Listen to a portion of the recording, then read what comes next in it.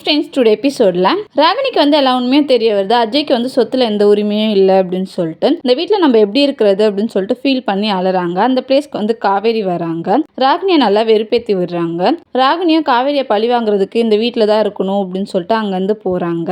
விஜய் வந்து இதெல்லாம் பார்த்துடுறாரு. காவேரியை வந்து கலாய்க்கிறாரு. காவேரி வந்து பிஸ்னஸ் எப்படிங்க ப்ரொமோட் பண்றது அப்படின்னு சொல்லி கேட்குறாங்க.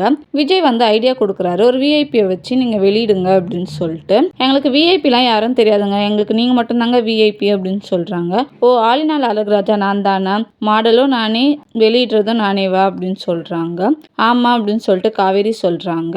அப்பெல்லாம் வெளியிடுறதுக்காக ஃபோட்டோ ஷூட் எடுக்கிறாங்க. சாரதாவும் விஜயும் ஃபோட்டோ எடுக்கிறாங்க. சாரதாவை வந்து பக்கத்தில் வர சொல்கிறாங்க. பட் சாரதா வந்து பரவாயில்ல இப்படியே எடுன்னு சொல்கிறாங்க. விஜய் வந்து சாரதா கிட்ட க்ளோஸாக நின்று ஃபோட்டோ எடுக்கிறாங்க. கங்கா வந்து சொல்கிறாங்க, அன்றைக்கி உன்னை 13 தோசை சாப்பிட விட்டாரேடி, இப்போ என்னடி கூலாக நின்று அவரே ஸ்டில்க்கு கொடுக்குறாரு அப்படின்னு சொல்லி கேட்குறாங்க. அதெல்லாம் அப்படிதான்க்கா அப்படின்னு சொல்லிட்டு காவேரி சொல்கிறாங்க.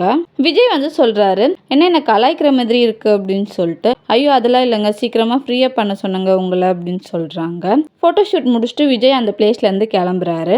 காவேரியோட ஃபேமிலி மெம்பர்ஸ் வந்து விஜய் வந்து உனக்கு கிடைச்சது ரொம்ப லக்கி, நல்ல தம்பியாக இருக்காரு அப்படின்னு சொல்லிட்டு சொல்கிறாங்க. காவேரி வந்து ஃபீல் பண்ணுறாங்க கான்ட்ராக்ட் மேரேஜ்னு நினச்சி. தேங்க்யூ.